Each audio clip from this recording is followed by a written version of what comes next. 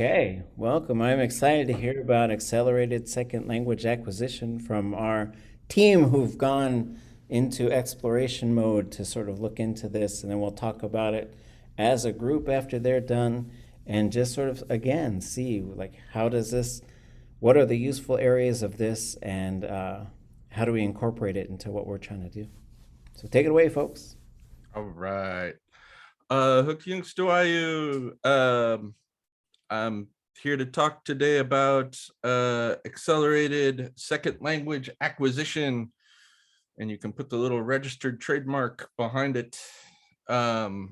It's commonly referred to as the gray morning method, and there's a real good reason for that. The methodology was put together by Dr. Neoxt Gray Morning, who received a Bachelor of Fine Arts in Anthropology in New York, moved on to do a master's in Oklahoma, and then graduated from University of Oklahoma, with a doctorate in philosophy in 1992. And that's kind of interesting to note in that it wasn't in linguistics, that linguistics and this methodology came as more of a side, well, I shouldn't say a side thing, but it isn't the focus of his doctorate isn't linguistics, it's philosophy, and his studies were based in anthropology and native studies. And this methodology was put together when he was asked to, I believe it was about 1995, he was asked to come to Wind River, Wyoming, and work there with the his Arapaho language, and was directing a language and culture program there. And in that program, or while he was directing that program, formed what's now known as the Accelerated Second Language Acquisition Program. Currently, he teaches at the University of Montana, and I'm going to share.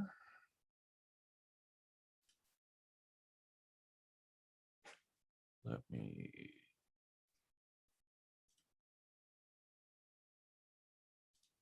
There we go. Share this one.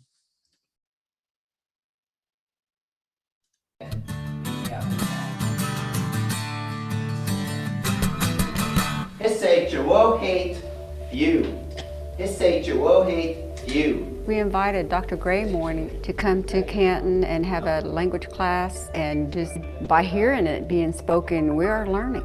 And by hearing it and him making us speak it, because it takes practice, you know, we're speaking it, we're learning how to speak it also. They are being exposed to the Arapaho language through a method that I developed called accelerated second language acquisition. The way it works is there's a foundation that I set for them that everything builds off of. And once they get that first foundation, which only consists of 16 words, then they immediately are exposed to full sentences that they have never heard before.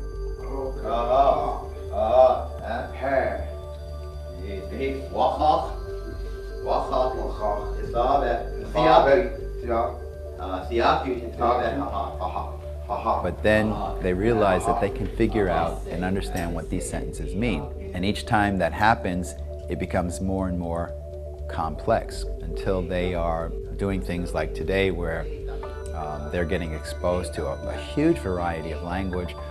Some of the things that are happening today is it's all new. They're hearing a wolf is howling in front of the moon. They're hearing things like there are 2 cups sitting on a table above 2 books.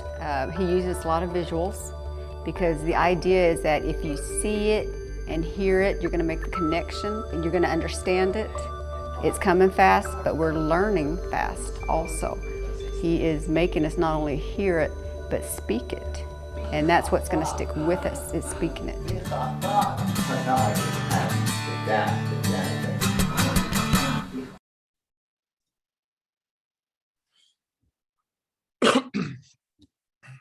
All right. So the methodology, you could see when he was leading the class there, it is rows of pictures that build, with the idea being, when he talked about putting this methodology together and teaching language, one of the things that he mentioned that he found a little bit of resistance in was the idea that language is symbols and symbolic, and really what the difference in dog in Italian versus in English versus in Tlingit, all of these different things. It's sort of a regionally attached relationship to the symbol, and dog isn't maybe the best example, but especially we know in our native languages there's a lot of it's description of what a function could be. Sometimes that description has a lot of layers to it. It can be both a very description in the functionality, but also, like I said, have a lot of layers when applied to other things. And that idea of teaching through symbols and the relationship of language, there's a quote where he says, language shapes how we bring meaning to the world. And with that,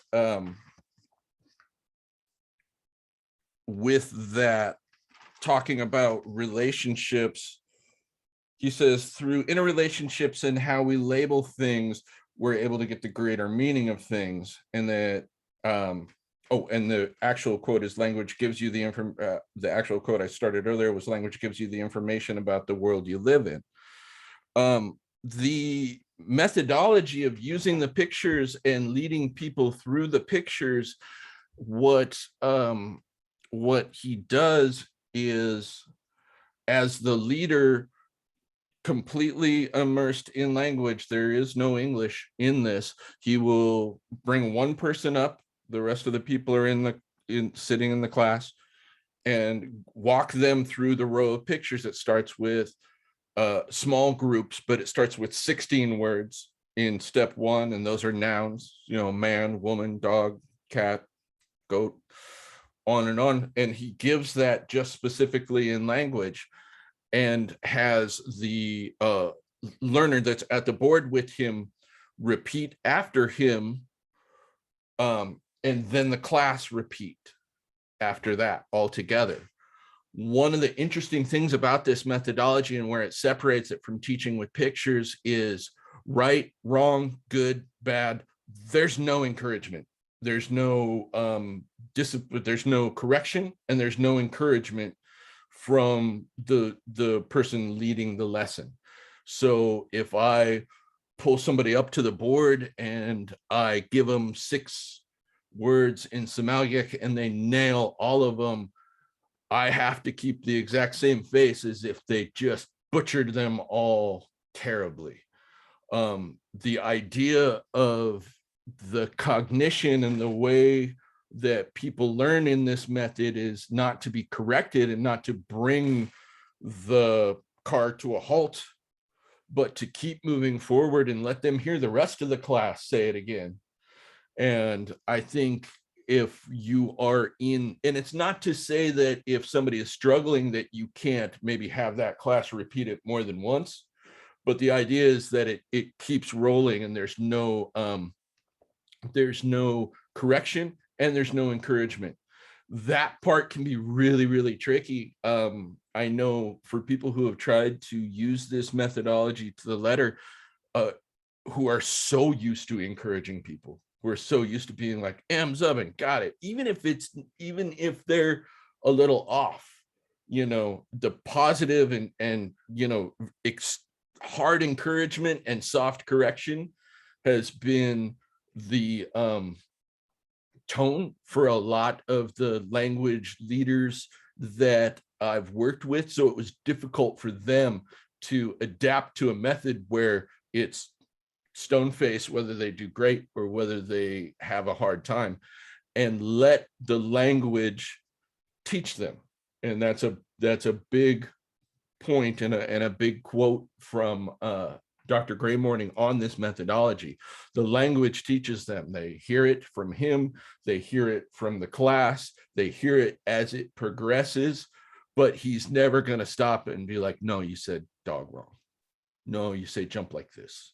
You know, it doesn't happen that way. If you don't get it for a couple of rounds, maybe it sinks in a little harder when it does, because it's all up to the student in that way to come through with that cognition. And that can be difficult and uncomfortable for both students and teachers in this methodology, especially if it's their first time doing it. That can be, like I said, something that's a hard to turn around when you are used to being so encouraging. After building off that initial 16 words, it actually goes up progressively. The pictures start to interact with their environment. Verbs are introduced, jumping, sleeping, holding hands, things like that. And then that levels all the way up into descriptors. There's 24 levels, and at the end of it, the goal is entire story, storytelling off of the picture. And that is a lot of the cultural background of Dr. Gray Morning. When he was raised, he was in some boarding environments. He wasn't around his nuclear family much at an early age. He was raised by his grandfather, who kept his kind of hyperactivity in check by telling him stories and carving while he was doing it. And he knew if he sat still for the entire story, by the end of it, he would be able to keep the whittling carving that his grandpa made, which usually had something to do with the story. And it was a long route to get there with many layers, as native stories always do. So it makes sense that would be the end progression. With his background, and not to project too much on that too, in reading a little bit more about him and his upbringing, it did make sense a little more with the philosophy background and his personal background, with keeping emotion and correction sort of out of it to keep the methodology moving.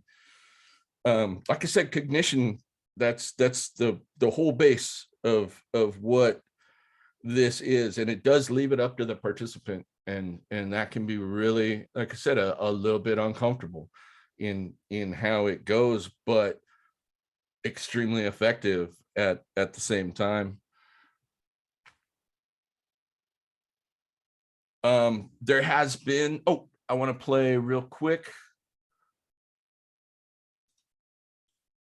some video of Athley Dow. Oops, that was the wrong.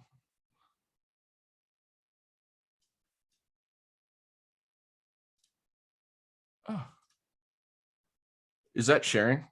Yeah, I think if you did that, and then there's those arrows moving This away one? from each other. There we go. Gibao. Chạy hông chấm. Gibao. Devon. Nest. Chạy hông chấm. Nest. Devon. All right, and with that, you can see how the first levels of the method there with walking through. That's also that's Godem Teven's little Bausch Devon, who's I'm realizing is in a lot of language materials. That kid is going to look back and realize his pictures and video gets used in quite a bit.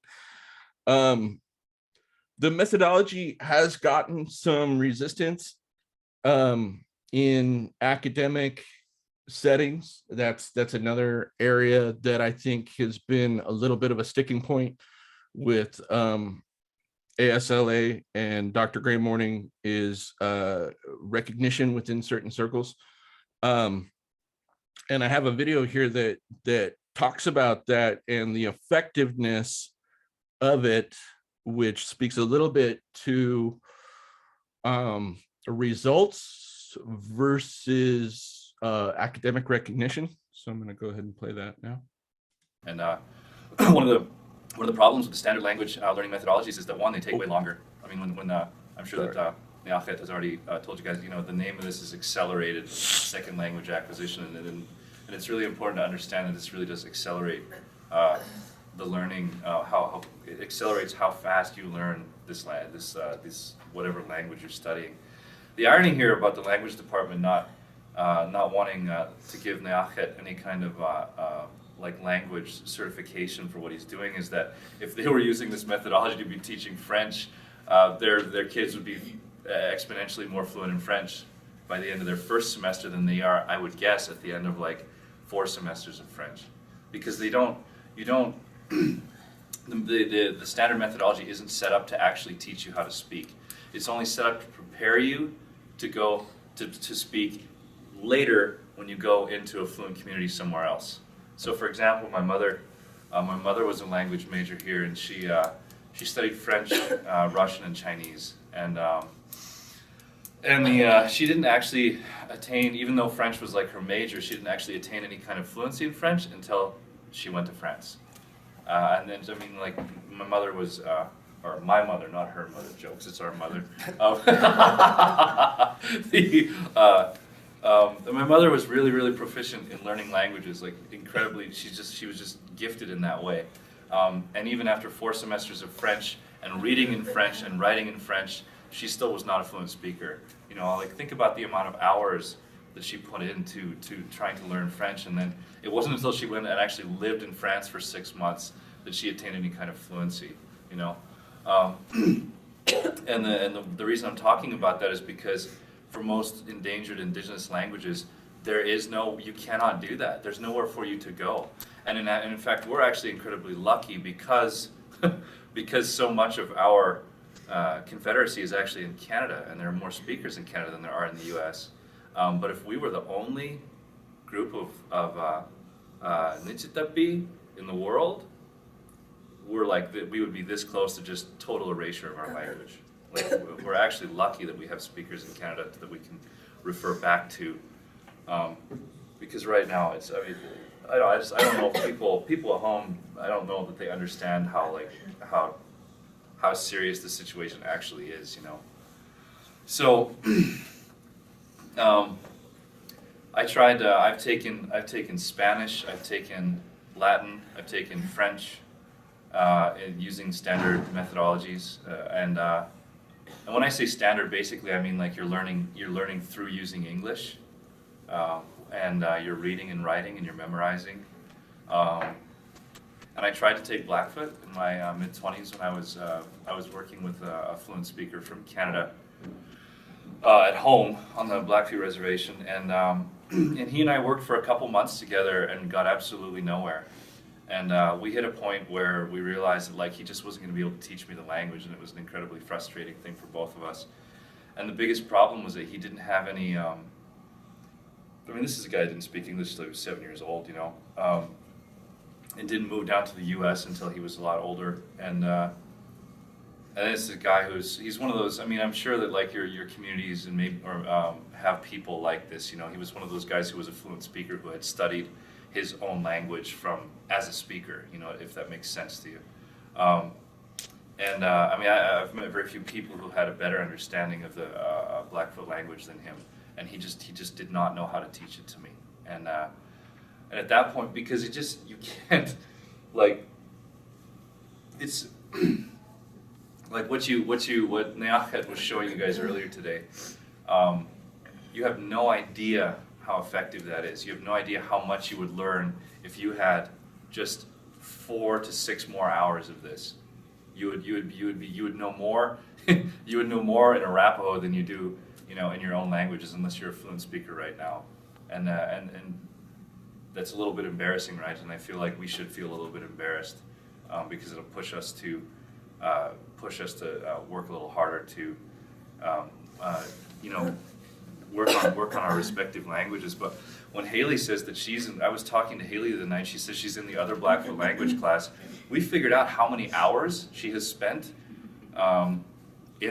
between those 2 semesters, and I think it was like something like 90 some hours of instruction versus what are we at right now, 20 hours. It was more than twice as much. It was, I mean, it's over 3 times as much time in the other language class as what she spent in our class. And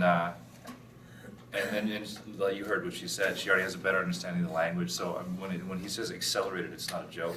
And when it comes to Indigenous languages that are endangered, we don't have any time, frankly. There's just no time. We can't wait for like somebody 2 generations from now to show up and say, all right, we're going to do this, because 2 generations from now, nothing's going to be left for some of us. All right. And something that talks about there about how the immersion setting about trying to learn French in sort of the Western, I guess, for lack of a better way of putting it, English first way of studying, reading, writing, and then with preparation for someday being in a language environment versus going to France and being immersed in it.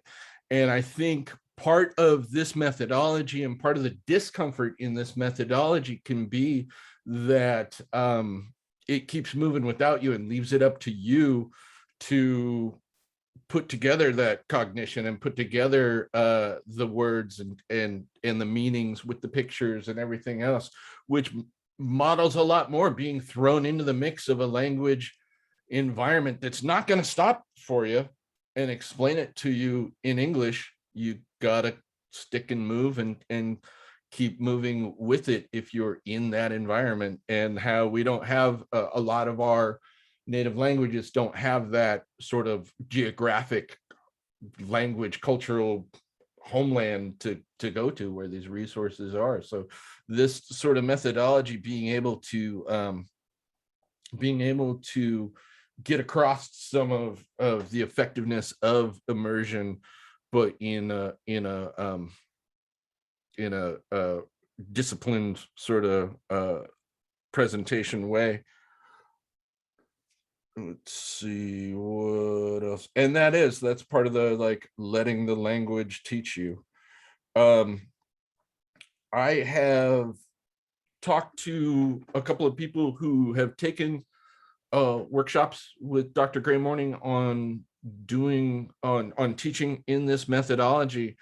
And though there's a reason that I can't lead you in this today. I haven't taken that training, so I don't have the I haven't been given the exact training.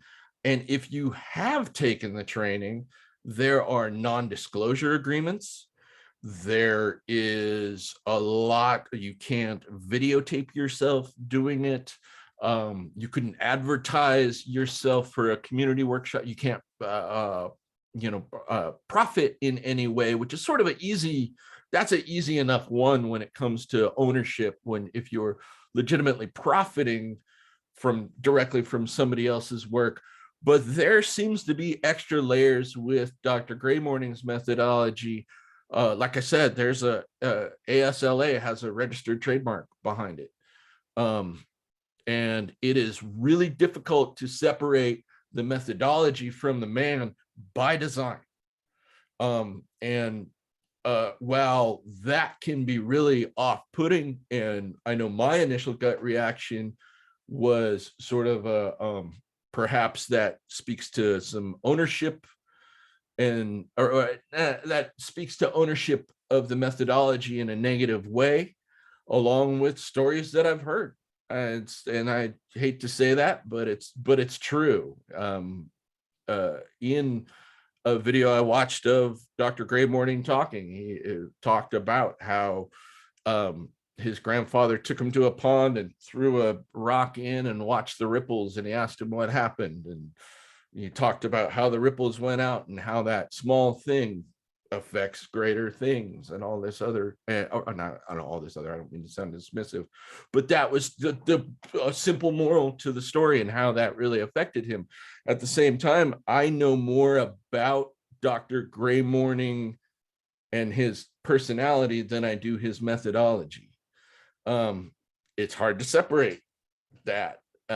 And while looking through this stuff, it's interesting because my opinion of that coming in was a little bit negative towards such an ownership. And I know that this will be a discussion that we're going to have, the ownership of the methodology versus really making sure that it is done the way it's supposed to be done, and done correctly, because correctly done, it yields results.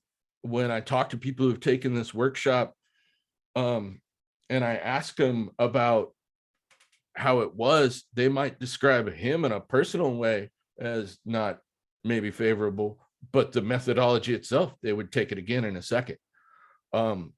Some of them, my associate Shigo, when he took it, he was still what he considered a novice learner. And I think that made up a lot of the group, unfortunately, that was in the workshop. And he said there was a little bit of frustration with that, in that I think the hopes were that they would be more advanced teachers who could adapt this methodology there in real time. And a lot of them didn't have the vocabulary to build past some basic nouns and things like that. So, but the methodology, he said, definitely, he would take it again. He would hope to do it again. Now, having led lessons and classes and things like that, he would benefit a lot more greatly from it. And when I asked him about the results and whether he felt it was effective and that cognition really did stick, he said, yeah. I mean, he didn't keep up practicing in that Arapaho, but the results did come across as extremely effective. So I kind of, on a personal note, I have had teachers before that were real stern, and our Juneau Samalgak learners group, the group here in town, started off of a workshop with David Boxley Sr., where he did a week-long workshop, and it was really intense. He used a lot of similar methods. He didn't use the Gray Morning method with pictures, but a similar immersion methods where he didn't break to teach you. There was not soft correction. And some of the same discomforts that can be in this particular methodology, I kind of could be, I remembered feeling those same sort of discomforts in that workshop. That workshop started off with 25 or 30 people, and by the end of it, it had like 5 to 7, maybe. Those 5 to 7 people are the Juneau Samalgak learners group, like the people who stuck with it, who kind of took the lumps of all that, not all that, but that discomfort. It worked, you know. And so there can be kind of a grumpy uncle reputation to, and that's a nice way of putting it, to Dr. Gray Morning, but at the same time, I think I can recognize a little bit more now after reading a bit about him and talking to folks who had gone through his trainings, that yeah, there is a discomfort there, but you don't have to like the guy to see just how effective that particular methodology was. And though there are extra hoops, and perhaps he does stand in his own way, not in his own way, in the way of the methodology, in that it would be a whole lot easier for folks to build language around it, with sharing that with other folks. And I don't mean publicly, but even just being able to video themselves and trade back and forth. And there's some things in those NDAs, in the non-disclosure agreements, that I think hinder that progress. But for now, the ownership versus keeping a discipline to the method is an interesting concept. And as is the results he gets, or the method gets, versus the academic recognition and how that's able to be recognized. It gets results, and that's something that I did hear over and over again. Teaching in this method and letting the language teach you really has yielded results, whether you like the guy or not. I think it's a very effective method. I sort of the joke is I wouldn't know, and if I did, I couldn't tell you. But I definitely I'm happy to see it when it is worked in action. I think there is a lot of potential to expand on it in the future. Like I said, I've taken it before with somebody who was a learner at the time, that I think with the confidence that both of us have now, I think it could be an extremely useful method. But there is a lot of question marks around it, and sort of how it's presented, and ownership versus I guess free use, or perhaps what's good for language revitalization. But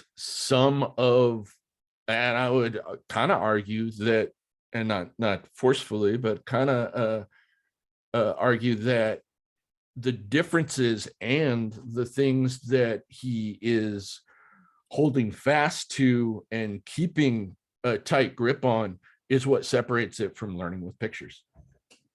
That's the methodology. That's those things: not correcting, emotionless presentation, keeping it moving forward, letting you hear it from your peers, and letting your mind correct itself. And those types of factors are kind of, like I said, that's really is the definition of the methodology. So anyway, that's my spiel.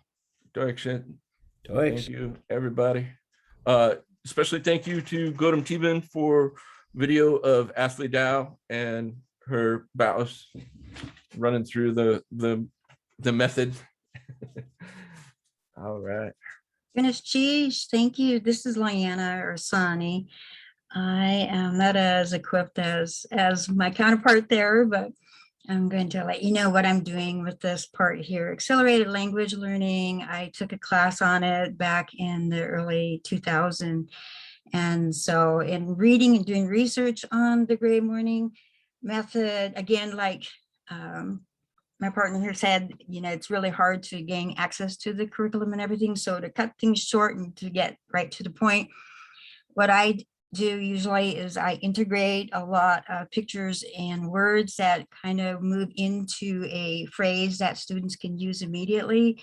And what we're trying to do is access the memory. And so I kind of look forward, and I have a bigger picture in mind as I put together curriculum. Usually have an Indian story that comes and matches with the scientific knowledge. I am working on a video right now to do a TikTok, which I don't have because my actors are not really capable at the moment, but in the concept part, in working like with is it ACEs? We built computers, and that is a perfect example where we took parts of the computer, we had the names on the wall, we learned to pronounce which picture, which part did certain powers of the computer. So like CPU unit, motherboard, the memory, and then also just the hard drive. And so what are these? So that students learn to say them, and then they also learn to understand the parts. And so we had pictures of things, not only of the actual object, but the steps that they would take to put them together. And in that process, they built their conversation and their language about building a computer. And they actually did build their own computers, and this was for sixth graders. And they did it in a matter of a day. It was just really simple.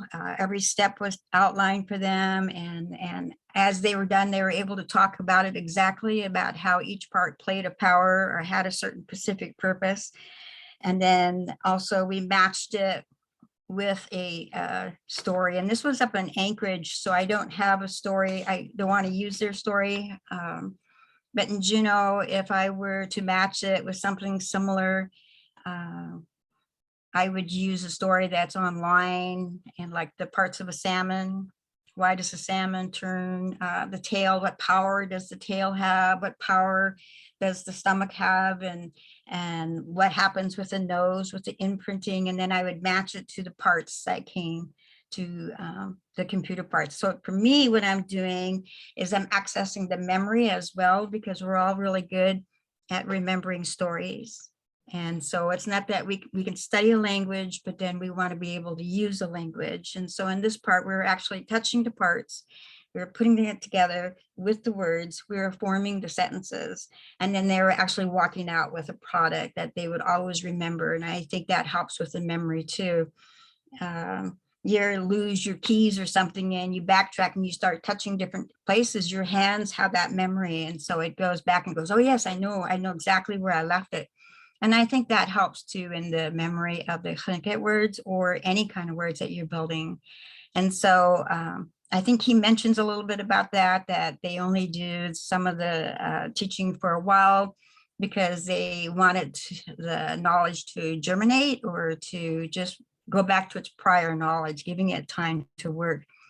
And so, so in teaching middle school and teaching an accelerated language program, I find that it just works really easy when there's people laughing and playing and acting out, but actually seeing the words and then building the sentences. But there are sentences that are part of a story. And that's where my experience is. I remember stories. I grew up on stories. I know the stories. And so for me, the words and the sentences that are formed in the grammar, the structure of the sentences, they make sense to me. And then they apply to the area of the brain that knows that knowledge already. And I think Gray Morning was talking about that, the cognitive place, the different places that we store, memory. And so I will send you my TikTok as soon as my kids are in a better mood, maybe tomorrow. And in any case, when you go back and you think about it, we carry 14 generations of stories. And so this might work to where we use those stories and the words that go with the stories. We'll already have that prior knowledge stored. And so like when I'm standing before you talking, I am not standing here alone. I represent, and I had to look this up, over 65,000 ancestors. They're all a part of me. And so they all are going to contribute to my language learning. So this is my hope. So in any case, goodness cheese. I think the overall using what I think he has, again, I would love to take the training and learn all about it too. But just in hinting, putting it together, I'm putting my information together in learning math with weaving and putting it into TikTok. I think it's something that the kids would learn and love to do. And it's just a place, and it's not just TikTok, it's just anywhere. It's just a resource where you can go back and look at a word, but look at a technique and also look at how it matches a place in geometry or a place in math. So that's it. Sorry, I Sheesh. Okay. Talk really fast. Okay. Fabulous, folks. Okay, discussion, thoughts, Oh, reactions. Oh, go ahead. real quick, I picked up this great book, The Spirit Wraps Around You, about the robe display that just finished up, and it's a great book. It really is. And in here, in one of the photos, I don't. Oh, it's blurry. You can see Leanna just beaming the camera there. The one looking up, just smiling. That made me so happy when I flipped that open and saw it. I thought that was so cool. Thank you. We were studying the dyes as well. So we integrated the dyes and in the process, and it's interesting as we were collecting the stories and helping them come alive again and to dance and move. We learned, the information that's just about the robe, but actually how the robe moves. And then in the process, learning the dyes. And one of the unique things about the yellow dye is that it actually helps the dopamine. And it's a part of the one of the hormones in the brain. Anyway, it triggers it and it causes you to feel good. So it's actually real medicine. And so that's why when you put on the Chilkat robe, that yellow dye, actually the wolf moss, it's mixing in with your body and it's creating that happy feeling. And so that you want to dance. And so I think, there's a lot of medicine shirts that they talk about. And in fact, they have it in one of the stories about the Ock Bay area. So one of the shirts that you put on to gain all this power. So, but thank you. Yeah, that was fun. Wonderful. I've been trying to find the name for wolf moss. It's been tricky. I do think Emmons wrote it down, but Yeah. we're having a hard time transcribing what he wrote because I know Nora went through and updated the writing to sort of what she thought it was, and I don't think that one is correct because they have it as Tzechwani, which is Usnia, which is different than wolf moss. And so talking with Lily Hope and some others, it's a different plant and it's also not particularly local to our area. And so but it had to have a name because it was such an important plant. And one of the things we are going to come back and talk about this method and talk about gray morning a little bit. We'll be careful so we don't get sued. And I feel like I'm going to get sued if I talk about, it's a very interesting sort of situation. But one of the things I really encourage you folks to do is go find those endangered parts of your language's vocabulary as well. For Tlingit, it's a lot of little plants and little bugs and little birds and like very particular sort of things. And so, and there's this really interesting sort of area where some things sort of cross paths. And by that, I mean, I could find people who could tell me the different names of kelps, all these different kelps that are on our shores. But then to find a Tlingit speaker who could then tell you what those kelps are, like it's very interesting. Same with birds, like you have to find a speaker who knows an awful lot about birds. And then even if you had all these scientific names for this stuff, that doesn't mean anything to them. Because then you also have these common names like Murray birds and stuff where sometimes there's the name, the scientific name, and then a common name. So these things have a different word here. And you're going to get some confusion sometimes between a heron and a crane and whether, which one is which. And you're going to have to tease out some of that stuff so that as we teach it going forward, we can sort of be clear, like, yeah, they are these types of things, but this one is that one and that one is this one. And sometimes you might have to sort of rearrange some of that stuff. I know for the earlier dictionaries among Tlingit, the big mix-up was probably with a mountain goat and a mountain sheep and getting those names reversed. And so for lots of learners, they would have a hard time with that because it was printed in the other way in the dictionaries. And then it got complicated because they were doing a bunch of translation work and they kept asking them to talk about all these sheep because they're translating the Bible. and they're talking about all these mountain sheep, and they're like, what are you doing trying to herd mountain sheep? You're not going to be able to do, but then sometimes they would, and they just give them the word for it, and they go on and then share it with other speakers, and they'll be like, what are you talking about? And so there's these really interesting areas where these things kind of converge and overlap and sometimes run right into each other. So any thoughts on accelerated second language acquisition? Anybody been through the training? Have any other questions, thoughts? And again, we're not experts here, and you can go to the folks and bring them. This is one where you would have to bring, I think, Gray Morning to your community to have the training. Like, I don't think there's anyone else who could do it. Not because nobody knows how, but specifically because of these non-disclosure agreements. And yeah, I was helping to coordinate a training, and we had some folks who couldn't attend. And I said, yeah, can we videotape it for the other folks? And even if we promised that we would never share it outside of the organization, it was a hard no. And it was a bit of I get a little suspicious when things get into that nature, because I start to feel like it's some sort of, it just starts to lean towards a bit of a grift. And I don't think that it is, but I also I come from a culture of sharing and I understand like wanting to get things right and then being careful who teaches it. But I also worry about sort of like you couldn't create an instructional video that uses this method, from my understanding. And so you could only, it can function, but it can only function in these specific environments. And I don't know what would happen if you did, but it's just such it's a very interesting thing where there's the face of the product, and then there's the product itself. And sometimes those things are just interesting sort of areas of sort of existence. And so, but just sort of thinking about this and how these things interact with the other things in your toolbox is always fun to talk about. Thoughts or questions? Terry Burr, Athlete Dow used the method a lot. And then we kind of changed it to fit the grammar of Shamalia. And then, so I've used it for a number of years with her. And then Donna Mae also uses it.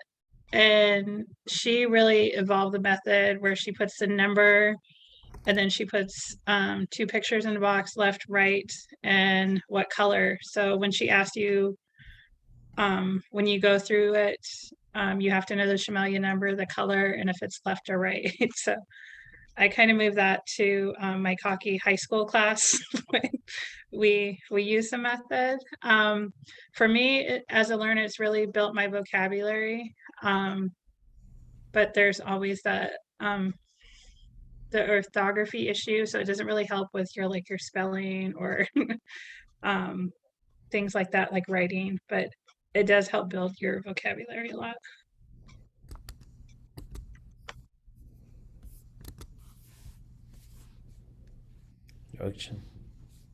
Other thoughts or questions?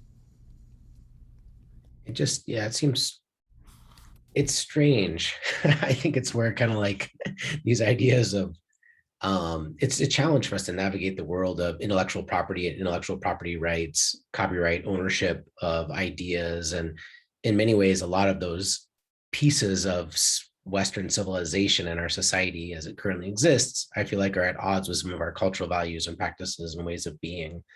And so I think this is the first I'm really hearing about the Gray Morning method, aside from just hearing about it generally speaking, I guess. And I think that it presents challenges, because then is the real vision to help Indigenous languages be revitalized and learned by people? And if so, it seems like there should be a way to approach it in which the integrity of the method is kept intact in the way that it's shared, but people will always be adapting and changing things, including our own languages, as we're moving forward. So I think that there's kind of an element of one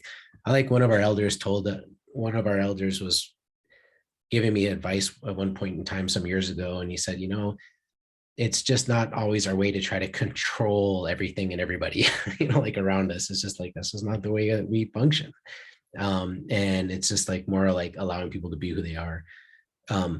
Having said that, now I think that it sounds like just from the presentation that elements of this method are adapted and used probably by a lot of different Indigenous language instructors who kind of adapted their own ways of using um, um, what do they call that? Like a tiered approach to building a foundation of nouns, verbs, and terms, and then making it compounded learning through immersion practice. I think, Hishinlight teaches somewhat using those sorts of methods, but then also teaches the grammar and the spelling and those other things coupled with it, so that, as students, you're becoming literate while you're also being taught through an immersion setting, and is a really effective method.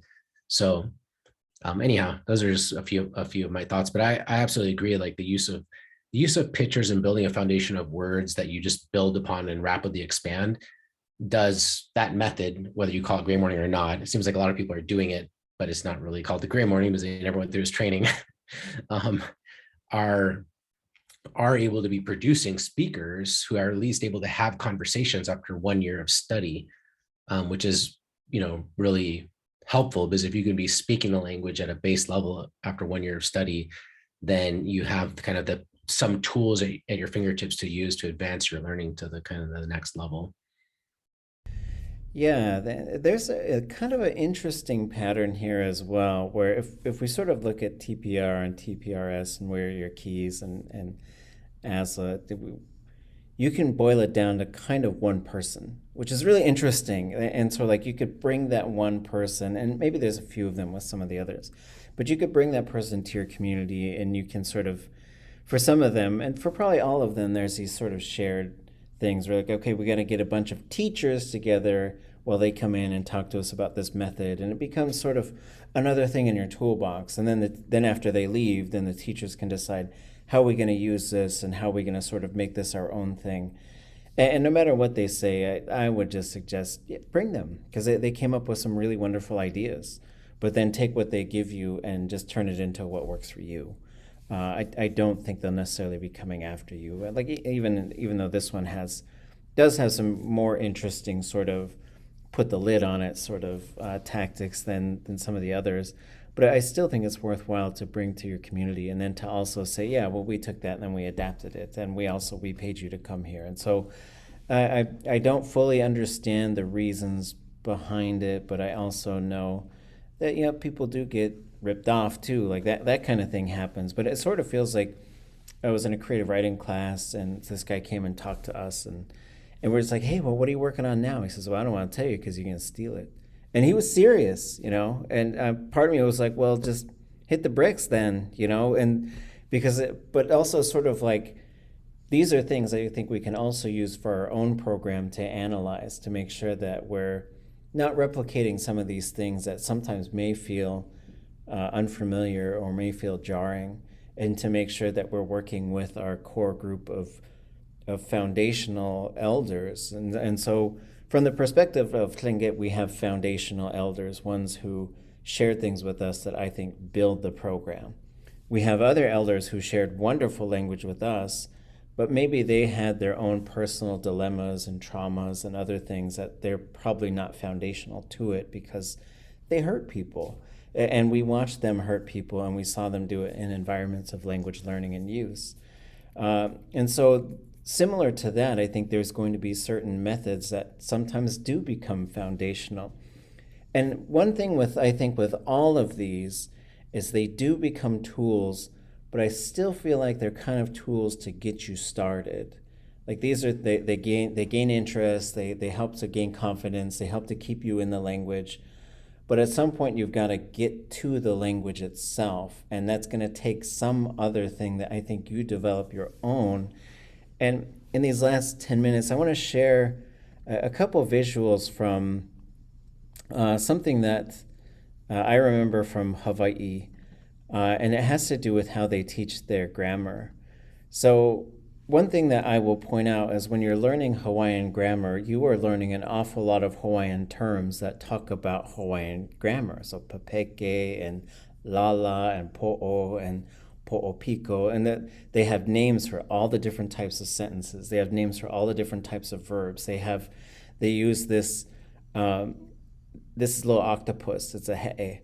Well, this is sort of like they use a combination of things. They use a he'e, which is an octopus, and then they use the octopus to talk about like there's these tentacles, and once you get the tentacles, the octopus can move it around. And that's how they start talking about word order and how words group together, but then can be moved around.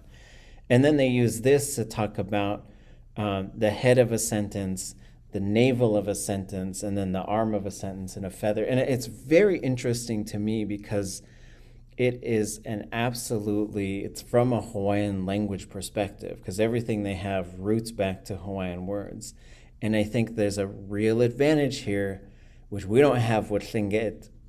And I don't know how we get there, but can you teach your grammar through your language? Or do you always have to switch to English to talk about how it works? And we always right now have to switch to English. We have a very complicated grammar, which I'm sure a lot of languages do.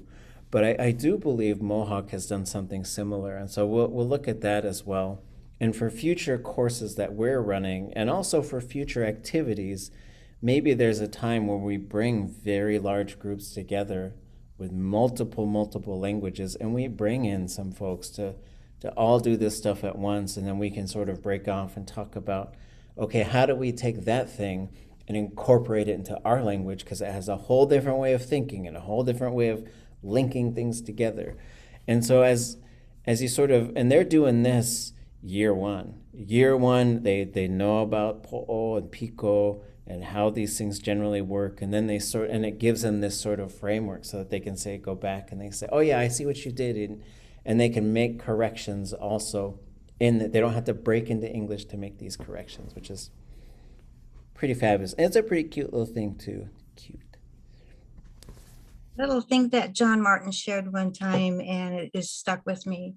He said, it's so amazing how our words change as they move.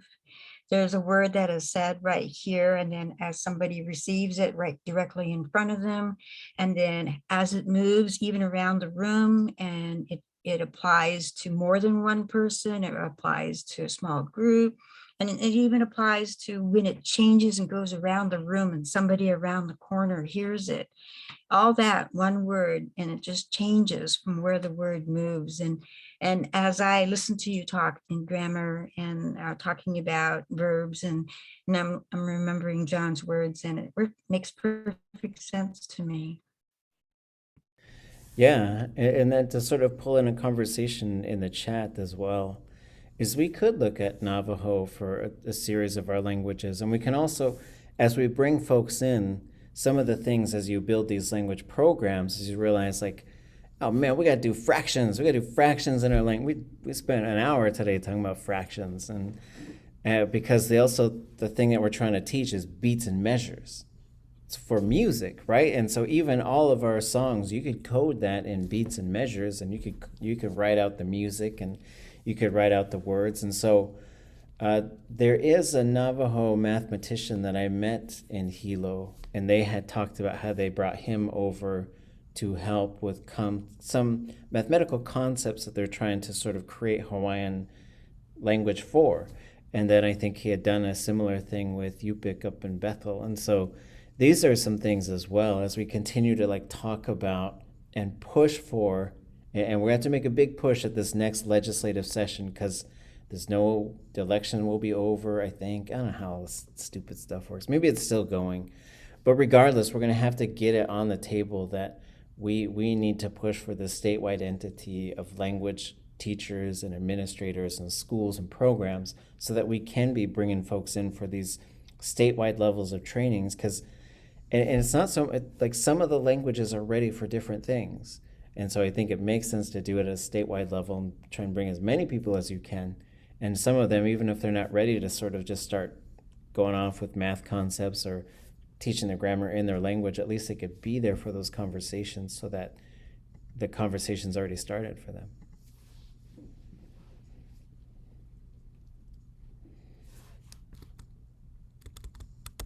Great. Well, so I want to share a few things in the last few minutes here about a final for this class. And so what your final for this class, if we come back to the name of this class, is Foundations of Indigenous Language Education. And I think some foundational documents, and we've talked about this before in other classes, is think about something, and you don't have to make all this stuff right now, but there should be a statement on the philosophy of education in your language. They have that in Hawaiian. Like, it's a very foundational document. It's a value statement that comes back to like how things function, how they go. Some of the things that I was thinking about today is like, these are some other things to just sort of think about. Maybe some of these make it into your final paper. But as you are a language teacher, and if you're teaching someone the language, and it might depend on who they are, and but let's say this day one, first minute, class starts, new students, new to the language, or at least to studying the language. Like, what is that first 5 minutes like? How does that class start? What's the first thing you do now that you have them there? Something I think about a lot is I hear a lot of people say, I'd love to learn Tlingit, but then they don't come. And so I know that they're close though. And I always think, what can I do to just get them to step into the door? And then what's the first 10 minutes like? What's the first hour like? What's the first day? What's the first week? What's the first month? What's after that? What's after the first year? And some of this is specific things like, okay, I'm going to start with this story and then this song and then this, we'll do introductions. But some of it is also tone setting and just really sort of setting the culture of the language use environment. And so some of the things I think we had kind of talked about this. What should documentation look like 30 years from now? How are you going to get children to become first language speakers? These are the things we listed on Monday.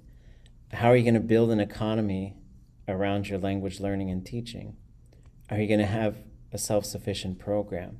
How are you going to normalize the language?